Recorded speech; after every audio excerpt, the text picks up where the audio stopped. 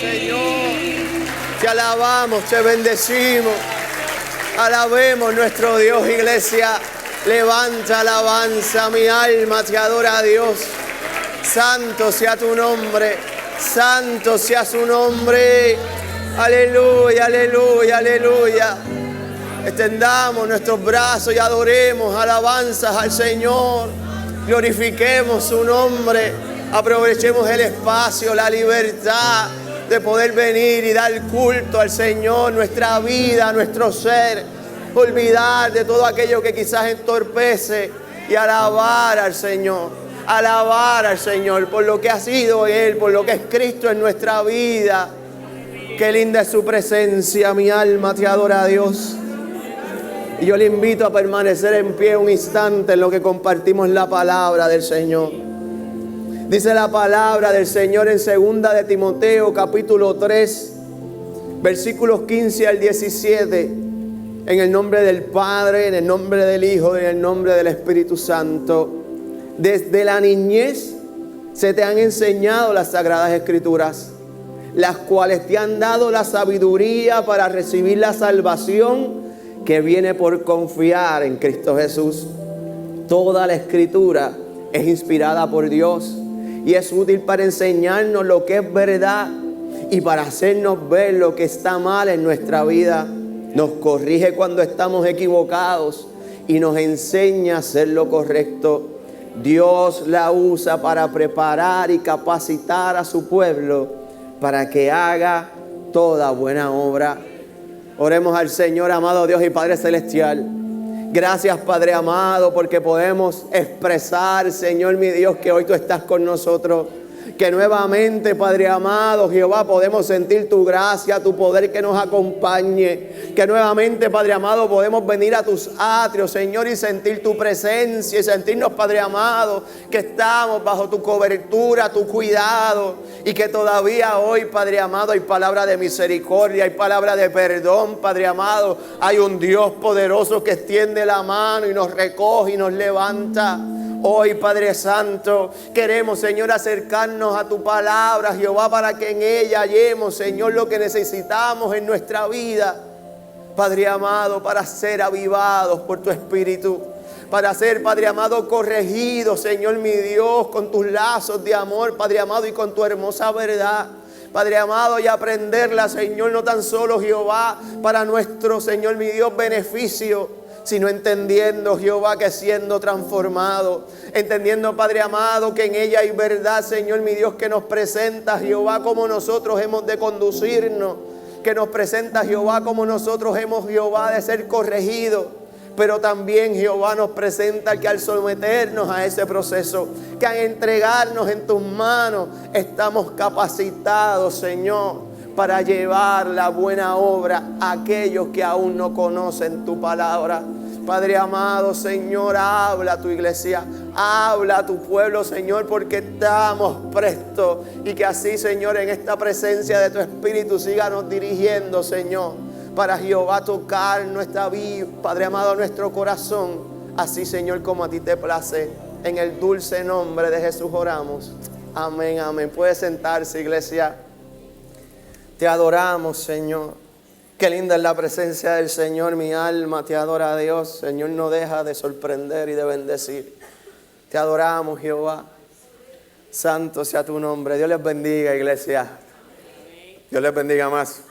Gloria al Señor. Estamos aquí.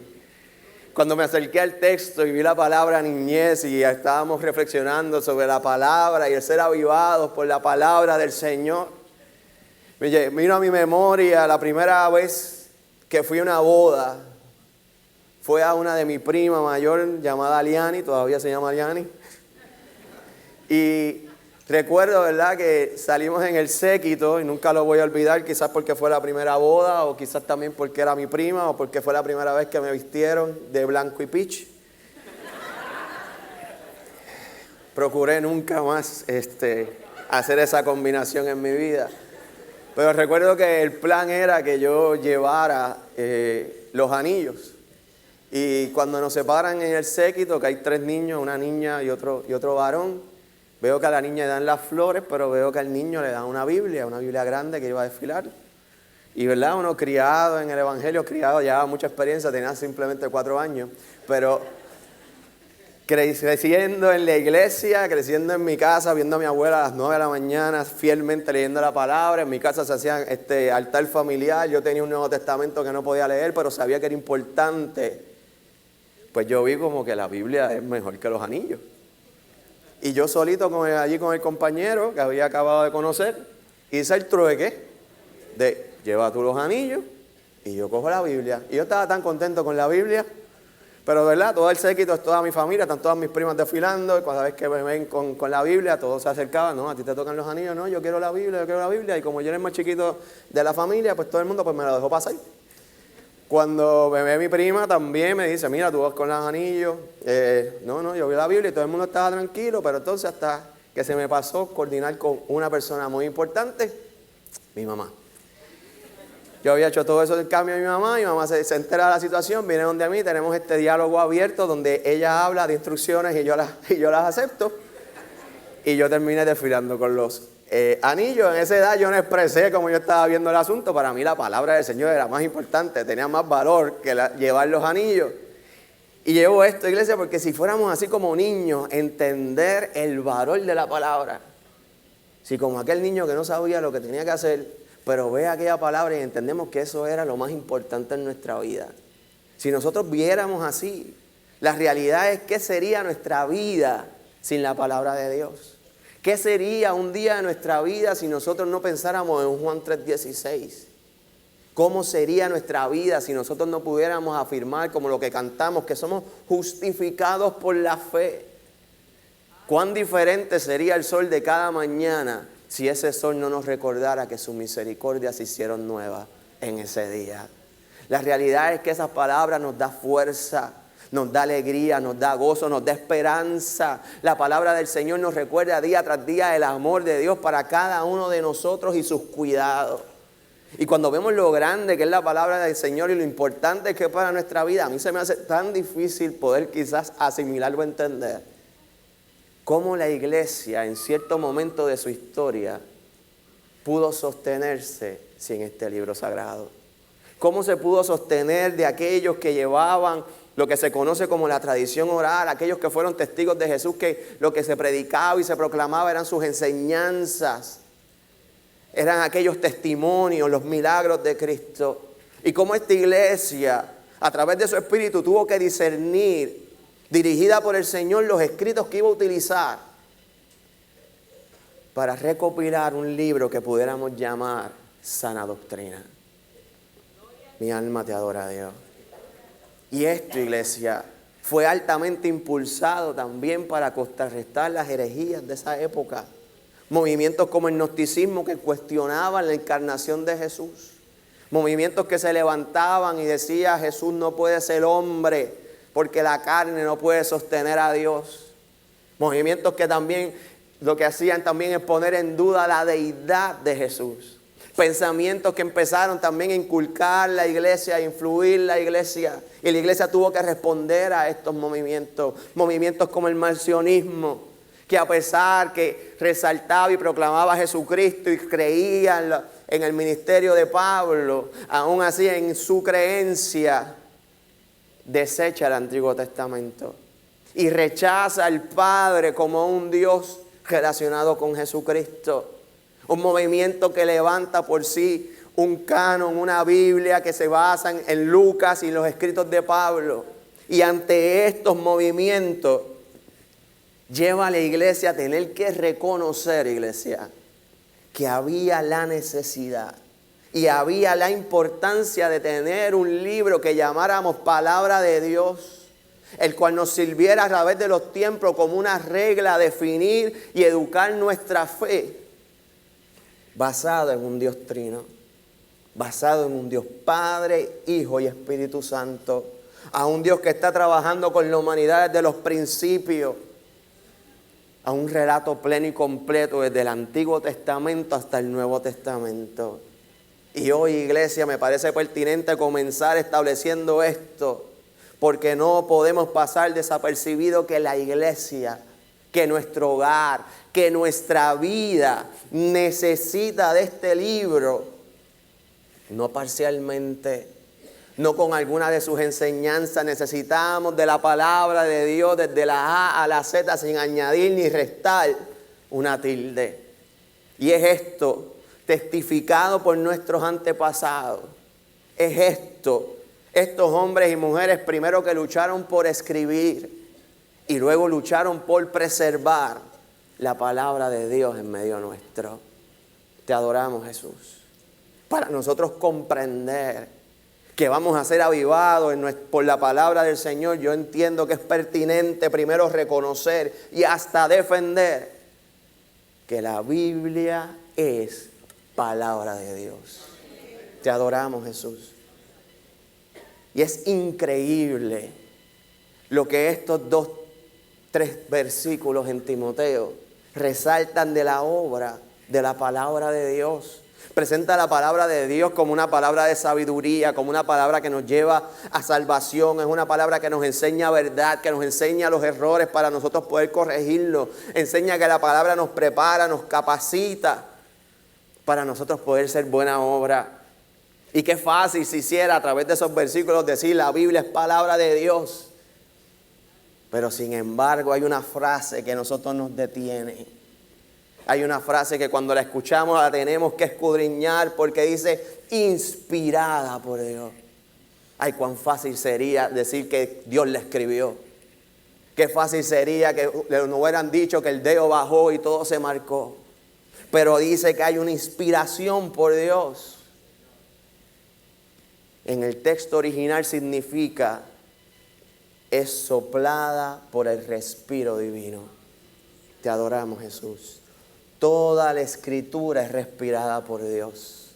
Y si analizamos esto y vemos cuando nosotros hablamos, las palabras que salen de nuestra boca son nuestro respiro. Las palabras que salen es nuestro aliento, condicionadas por nuestro pensamiento y mente, pero se derraman en el habla. Bajo esta explicación podemos hablar y explicar que lo que tenemos aquí plasmado se exhala de las palabras de Dios.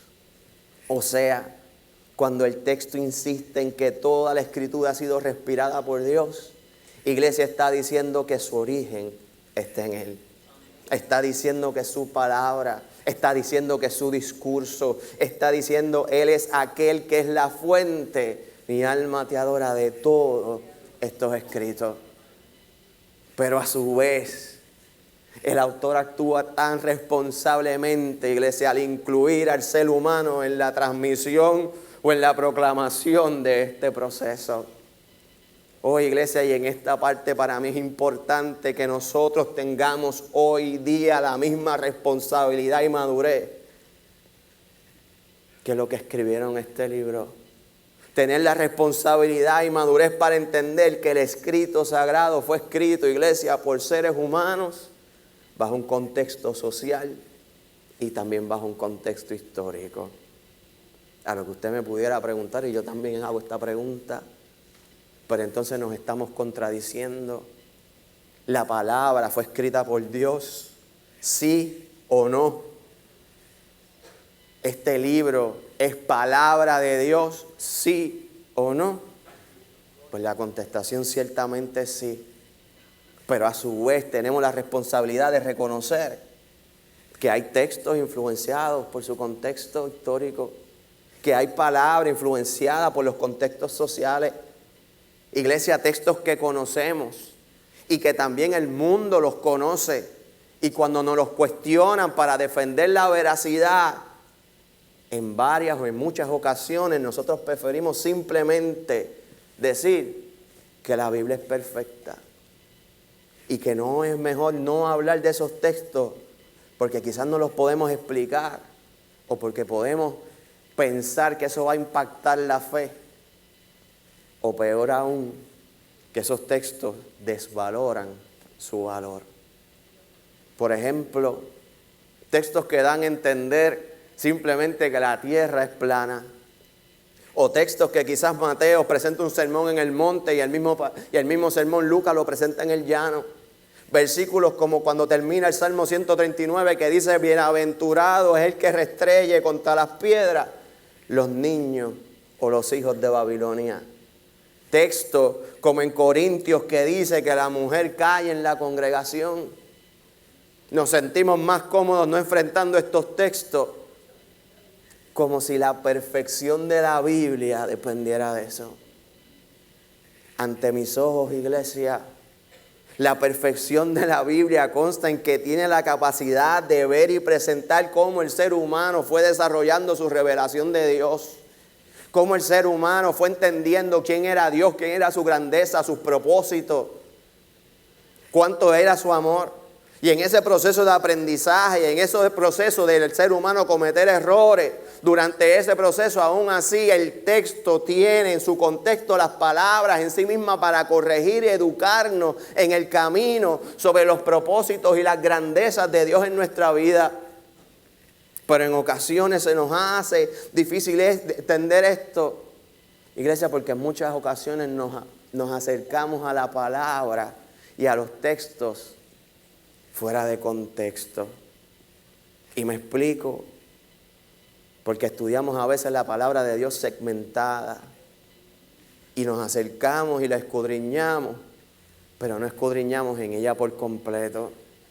Hay algunos que nunca salen de los salmos, hay otros que permanecen en las historias de Jesús en los evangelios, hay aquellos que se les gustan las pastorales y el Nuevo Testamento. Y hay veces que algunos no salimos de las historias del Antiguo Testamento. Pero lo que tenemos que entender es que la palabra no es un simple mensaje por secciones o por momentos. La palabra del Señor es un mensaje pleno desde el principio hasta el fin. Un mensaje creado por un conjunto de escritos con el propósito de nosotros poder entender el trato del Padre Creador Jehová con el ser humano. Y poder entender cuáles eran sus propósitos, cuáles eran sus anhelos de tenernos cerca. Y al nosotros separarnos por nuestra conducta y nuestra rebeldía o nuestro mal entendimiento, necesitamos a un Hijo de Dios, Jesucristo, para que nos enseñara la gracia, el perdón y la reconciliación. Un Cristo encarnado para que a través de Él nosotros pudiéramos ver el amor de Dios, cuán cerca y cuán grande era para nuestra vida. Y cuando el Cristo de la gloria resucita, nos deja un consolador, aquel que nos va a dirigir, aquel que nos va a redarguir a toda verdad para prepararnos para ese momento que es la esperanza vida de cada uno de nosotros, que es habitar en sus moradas celestes por la eternidad. Iglesia, la palabra es un mensaje completo. La palabra hay que verla en su totalidad para poder nosotros entender los esfuerzos, los tratos, los pactos del Señor, para nosotros poder responder al amor del Señor. Pero en muchas ocasiones el ser humano lo que ha hecho es fragmentarlo. Las promesas de Dios para acá y las consecuencias del pecado las tiro allá. Te amo, Dios. Su misericordia, su gracia, sus proezas, sus maravillas, sus galardones, sus dones, esas las recibo acá. Pero mi compromiso, mi responsabilidad, mi parte del pacto, esa la dejo allá. Tenemos que acercarnos a la palabra de Dios tal y como es en plenitud y entender que las áreas que quizás nosotros no podamos entender por su contexto social o por su contexto histórico, tenemos que entender que tenemos un Cristo encarnado que nos sirve para entender. Que quizás en un momento dice, aborrece a tu enemigo de tal manera que restreyes a sus hijos. Pero tengo a un Jesús que me dice, ama como yo te amo. Que quizás dice, calla en la congregación, oh mujer, pero tengo un Cristo hablando con una mujer samaritana que se convierte en un evangelista. Tenemos un texto que nos señala que sí, somos salvos por la ley y somos señalados por esa misma ley, pero tenemos un Cristo que me enseña que soy salvo por la gracia y por la misericordia y por la fe en Él. Textos que quizás condenan y nos señalan la mala conducta, pero textos que en Jesucristo que me enseñan su perdón, su misericordia, su reconciliación.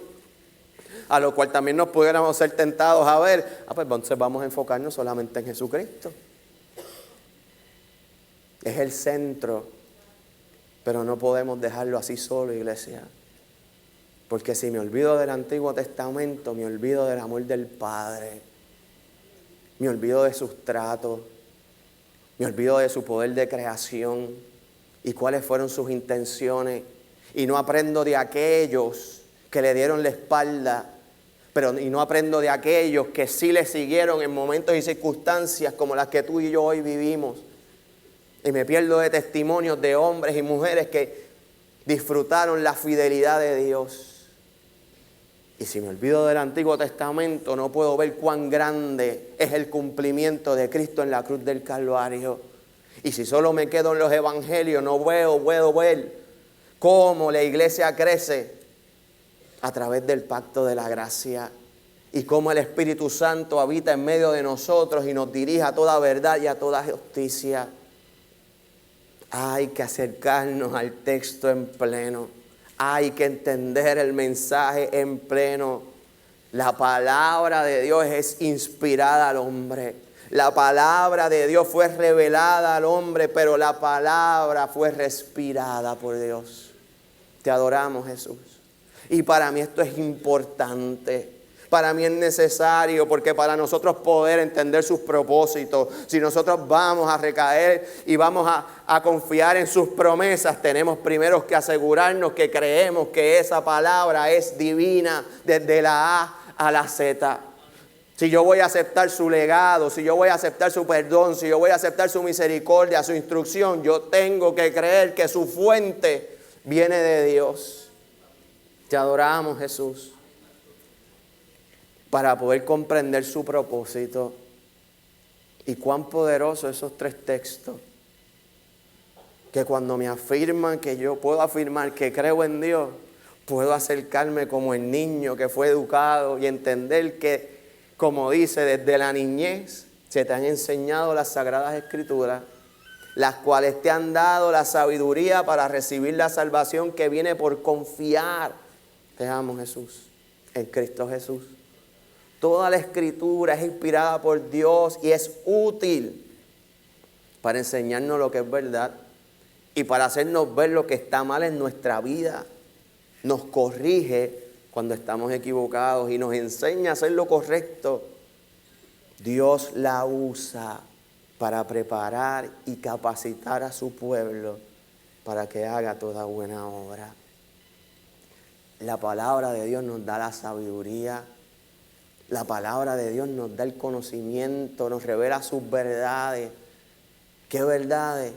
El amor de Dios, su corazón, su cuidado, su protección, sus bendiciones. Nos revela esa verdad que la podemos llamar sabiduría, porque esa es la que nos lleva a nosotros a poder confiar en Él. A confiar de que no vamos a ser castigados. A confiar de que no vamos a ser señalados, destituidos, rechazados. A confiar de que podemos acercarnos en libertad, iglesia, y entregarnos a Dios. Y en esa entrega podemos experimentar su cuidado, su restauración, su sanidad, su liberación, su perdón. En fin, iglesia, podemos entender su salvación. Esto lo enseña la palabra. Y cuando nos acercamos a la palabra nos enseña cómo vivir. Nos enseña que a Él le agrada. Y al fin y al cabo, cuando leemos la palabra podemos entender que a lo que el Padre y Dios le agrada es lo que nos conviene.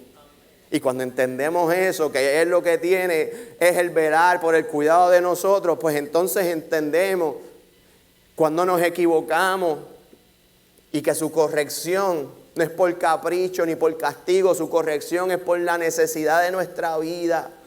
Y es en ese proceso de entendimiento, de educación, que sin darnos cuenta el mismo Señor también nos está capacitando, iglesia, para entonces poder hacer la buena obra. Y ese proceso que acabamos de hablar nace de su palabra. Qué obra más maravillosa es el Señor a través de su palabra en nuestra vida. Es una receta que es dulce al paladar y no debe llevar a anhelar cada día su palabra. nos debe anhelar a desearla, acercarla a ella, como enseña Primera de Pedro capítulo 2, versículos 2 al 3, que dice, como bebés recién nacidos, escuche bien, deseen con ganas la leche espiritual pura para que crezcan a una experiencia plena de salvación. Pidan a gritos ese alimento nutritivo ahora que han probado la bondad del Señor. Hermanos, si queremos avivamiento, si queremos que nuestra vida sea avivada, si queremos que el fuego del Señor sea avivado en nosotros, tenemos que alimentar esa llama con palabra viva. Tenemos que alimentar nuestra vida con palabra de Dios. Pero iglesia, sin embargo, ¿en cuántas ocasiones nos encontramos alimentando nuestra vida con cosas que en vez de encender la llama del amor del Señor y del servicio al Señor, lo que hacen es apagarlo? Evaluemos en qué nosotros a veces malinvertimos nuestro tiempo. Problemas, noticias, vanas conversaciones, radios, memes, noticias, Facebook, redes sociales. Cosas que quizás nos hacen el daño, pero que no nos edifican. Cosas que están robando el lugar que le corresponde a Dios. Cosas que están desviando el tiempo en cosas que nosotros podemos acercarnos a Dios. En muchas ocasiones nosotros atendemos personas en crisis y que sin darse cuenta a raíz, resultado de sus crisis, no se han dado cuenta que han descuidado el estudio de la palabra, que han descuidado la oración, han descuidado el congregarse. A veces queremos correr la carrera del cristiano, iglesia, sin ejercer las prácticas del cristiano. Y en muchas ocasiones eso es lo que nos lleva a quedarnos sin aire. Eso es lo que nos lleva a tropezarnos. Tengo un amigo que hace poco corrió medio maratón y estaba un poquito disgustado con su tiempo. Yo, como no puedo correr el medio maratón, pues yo dije, pues con terminar basta. Pero él estaba incómodo con el tiempo que había hecho. Cuando estoy dialogando con él, que quizás fue su análisis de qué pasó, antes de correr el medio maratón, él se echó una dona de Krispy Kreme al cuerpo. Yo no sé si esas son las azúcares que necesitaba, pero la realidad es que eso nos enseña, iglesia, que tenemos que evaluar cómo nos estamos alimentando. ¿Qué es lo que nosotros en esta carrera de vida estamos echando a nuestro ser? La palabra en Ezequiel capítulo 3, versículo 3, dice, entonces me dijo, hijo de hombre, alimenta tu estómago y llena tu cuerpo de este rollo que te doy. Y responde Ezequiel, y lo comí.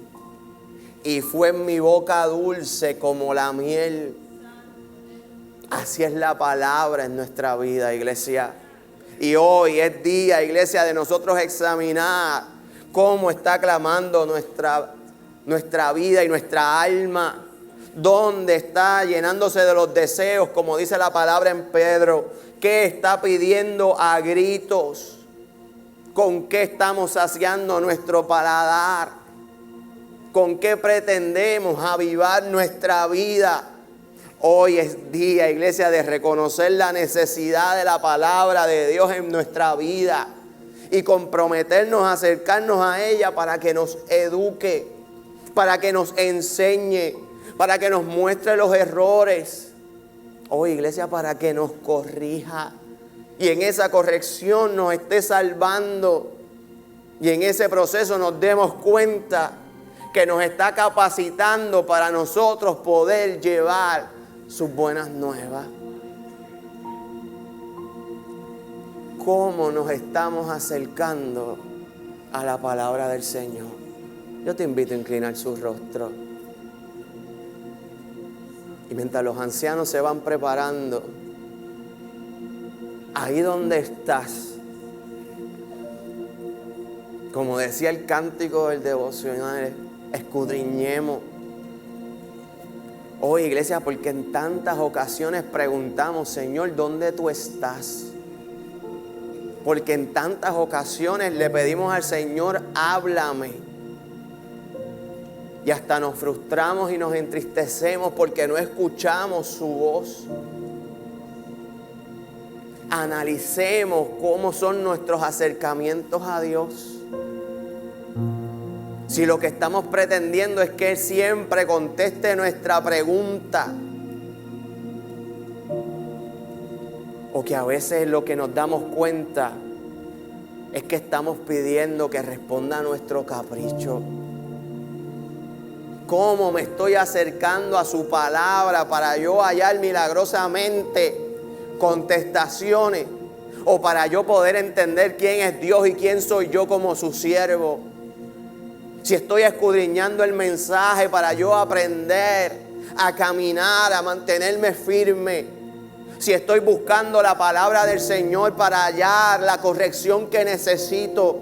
Si estoy mirándome en la palabra para mirarme como en un espejo para ver si por fin encuentro las cosas que no agradan a Dios. O si quiero el milagro de la respuesta a la situación que me abate. El Señor promete acompañar. El Señor promete sernos fiel. Pero más importante, iglesia, promete educarnos, promete transformarnos en mente, en alma y en espíritu. Queremos avivar nuestro ser. Te adoramos, Dios. Acerquémonos a su palabra. Si definimos qué es avivamiento, no será avivamiento aquel que busca al Señor de corazón. No será avivamiento aquel que cree que esto es palabra del Señor y que el Señor es su creador y es su Dios. No será avivamiento aceptar esta palabra por buena, el consejo, y vivir un proceso día a día de transformación y de educación. No será avivamiento entender que el Señor día tras día nos está transformando, capacitando y preparando. No será avivamiento que cuando nos vean en este proceso aquellos de la calle que no conocen al Señor y vean cómo nosotros enfrentamos la vida, quieran lo que nosotros anhelamos. Avivamiento es más que dones. Avivamiento es más que milagros. Avivamiento es más que cultos poderosos y gloriosos. Avivamiento es transformación, iglesia. Y empieza por nuestra vida. Y la llama de aquel que está al lado se va a encender cuando la vida mía esté encendida. Pero cuando esté encendida viviendo en santidad. Cuando yo comprenda el mensaje y haga este mensaje mío. Te amo, Dios. Y viva de principio a fin lo que el Señor enseña y espera de mí. Avivamiento es que cada uno de nosotros con su vida y testimonio predique al Señor. Te adoramos, Jesús. Y si hoy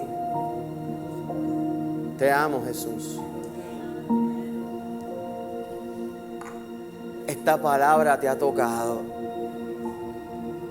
y si hoy tú quisieras responder al compromiso, si hoy tú quisieras responder, Señor, hoy yo voy a valorar tu palabra y tu consejo de una manera distinta.